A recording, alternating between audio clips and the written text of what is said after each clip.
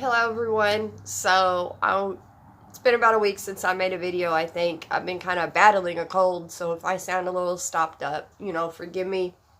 I'll try to project my voice the best I can. So I wanted to share a little bit about toxic dynamics in relationships, self-worthiness, and kind of a little bit of a download I got last night during a meditation about connecting with the divine. I wanted to talk about relationships because when I was younger and for many years I struggled in relationships.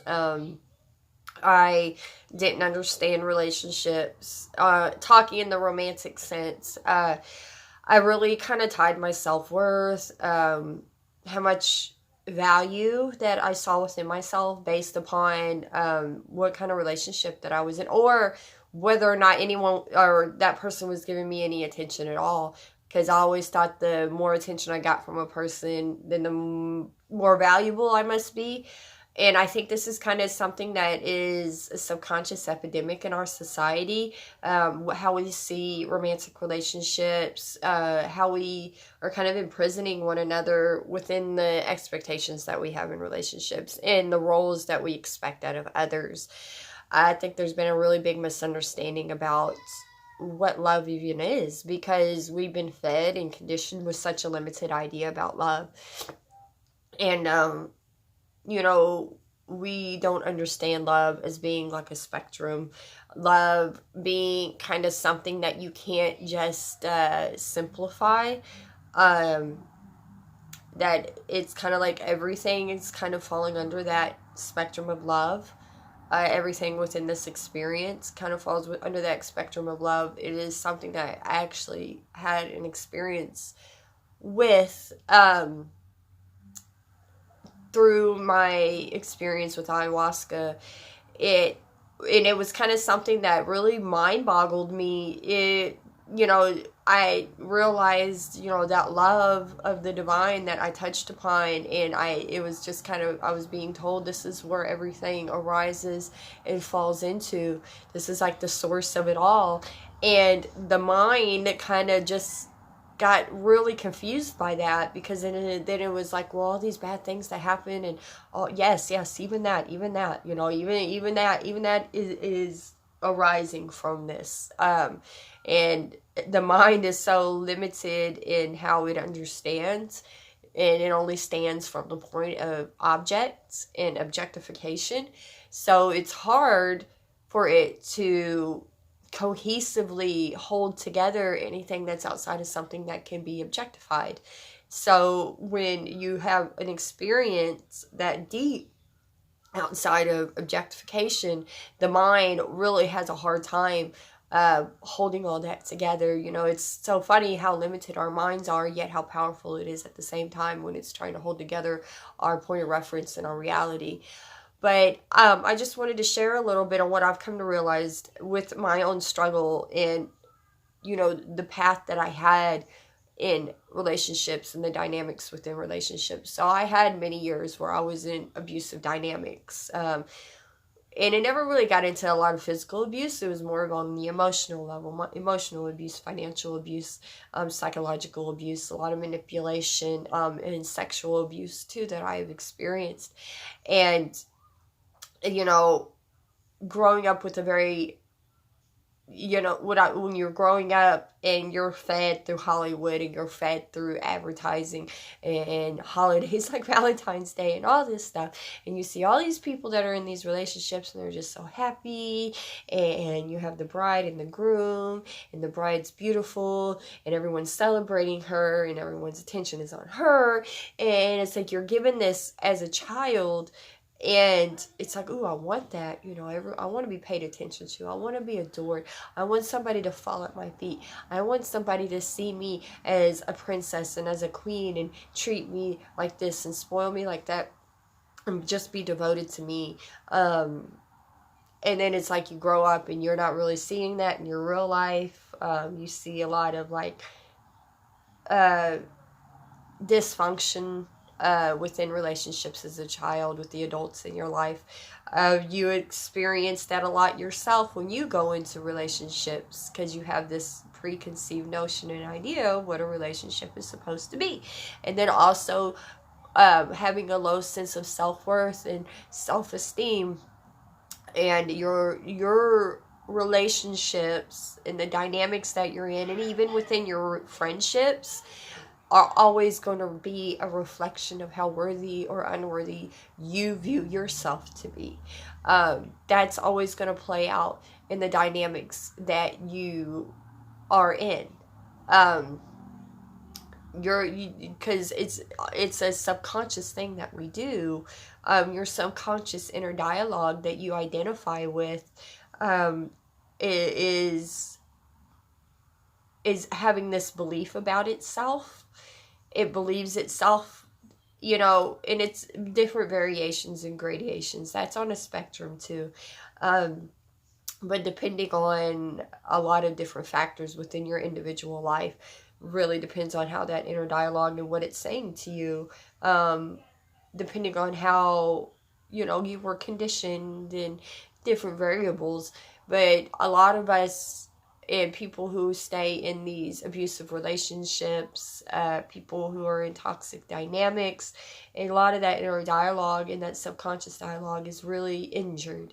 It's an injured aspect of ourselves that keeps us within these dynamics because it doesn't see itself as worthy. Even though it really wants to connect, it really wants that love, it thinks that it's going to find it in another individual. It thinks that others are going to give it what it needs, because it only defines its world, it defines itself, and it defines its others through objectification. And it doesn't understand anything outside of objectifying. So what it does is that it imposes these expectations. It imposes imprisonments upon itself, that if it doesn't meet up to certain standards, and also if others don't meet up to its expectations, then therefore it's going to develop resentments. And it's just like a cycle that it's a samskara, a wheel of suffering that it kind of gets locked into, a matrix of sort that it gets locked into. But we don't know that we're doing this. It's subconscious, we don't know that this is why, certain people are like, well, why am I always attracting these individuals? It's not so much that you're attracting those individuals. On a subconscious level, you're engaging with certain individuals at a certain level because of how you see yourself. Deep down inside, you don't feel good about yourself. Deep down inside, you don't love yourself. Deep down inside, you have a very injured aspect of yourself that only knows how to relate to others through dysfunction and toxicity, because that's all that you know. A lot of times when we're locked into these matrices and these wheels of samskaras, we don't know anything outside of that. A lot of us who've never we know there's something bigger than our physical formation. We know that there's something within us that is a lot less limited to this form. But yet at the same time, it's a very funny. It's very like, once you see it from a different perspective, and you see kind of how the play is happening. It's very interesting to watch, or it's very interesting to reflect upon. I've actually done this, and I actually went through a whole lot of suffering. I went through a whole lot of suffering before I was able to come to realize these things, because these things were going to keep happening until I developed enough love and worthiness within myself to see myself worthy enough to say, hey, I don't deserve this kind of pain. I don't deserve this. I'm not going to sit around and wait for this person to change. I'm not going to spend any more time in my precious moments here, because we forget how transient and finite this individual form is. The fact that this form is not going to be forever, these experiences are not going to be forever, then what decisions are you going to make now within the relationships that you are in? Are you going to spend more time, more moments sitting in pain, waiting for somebody else to change when they're not going to change? Or are you going to develop the courage within yourself to walk away and say, I've had enough, I love you, but I love myself, and I see myself as worthy of being happy. And I think a lot of epidemic that we have here in today's society too, that some of us think it's not okay to be happy, that we're not allowed to give ourselves happiness.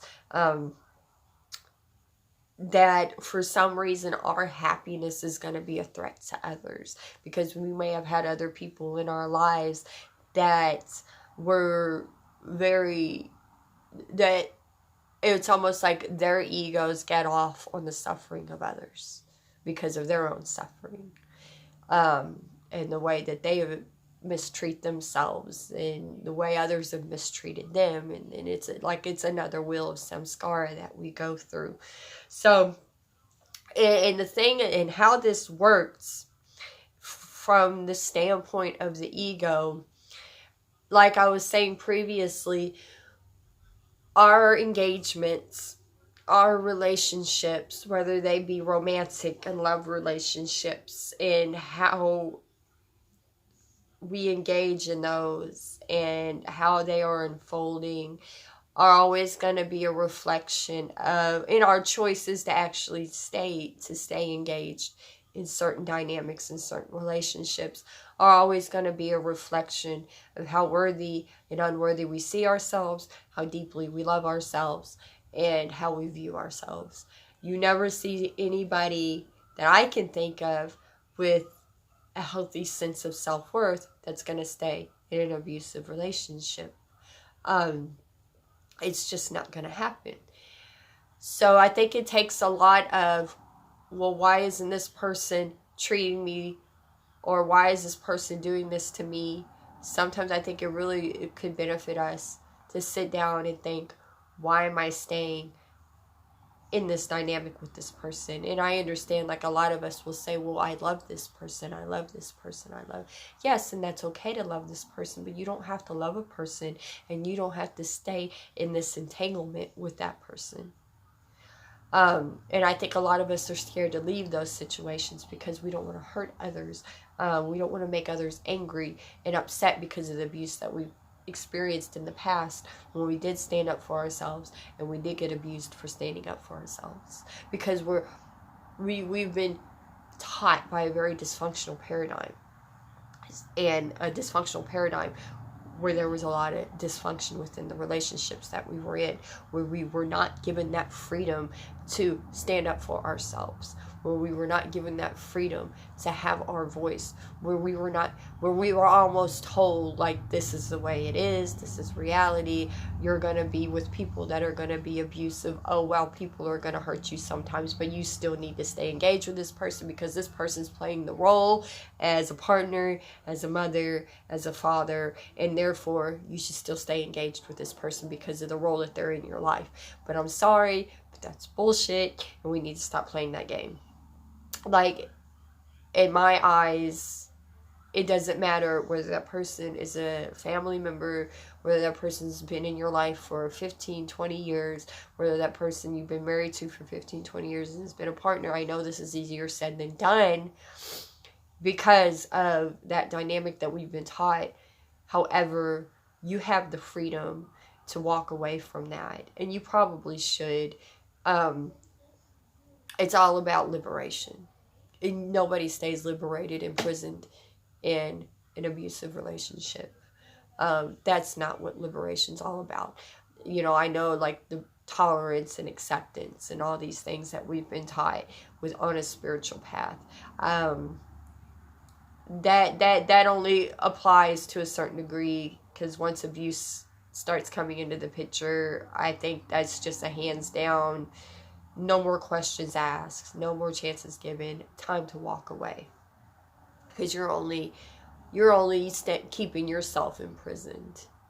And I think because we've been taught in a certain way and conditioned in a certain way that we're supposed to tolerate mistreatment from others that we've put into roles and that are in particular roles in our lives because, because that's just the way things are. And I think we're kind of coming to a point where that kind of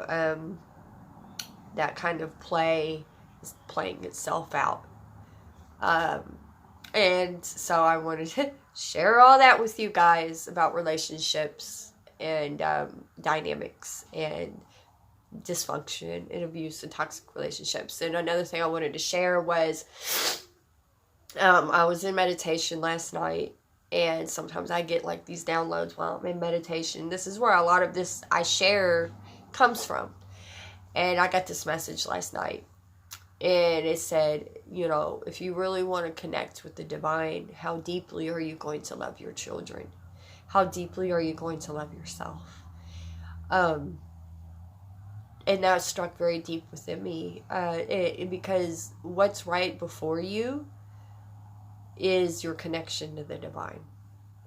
If you're alone, then it's you. If you have children, then it's your children.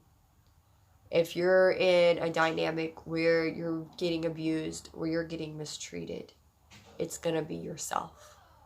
And there's nobody there that's going to be receptive to the love that you are and the love that you give. Then it's you that you connect with. And that's going to be your bridge to the divine. If it is your partner, then how deeply are you going to love your partner?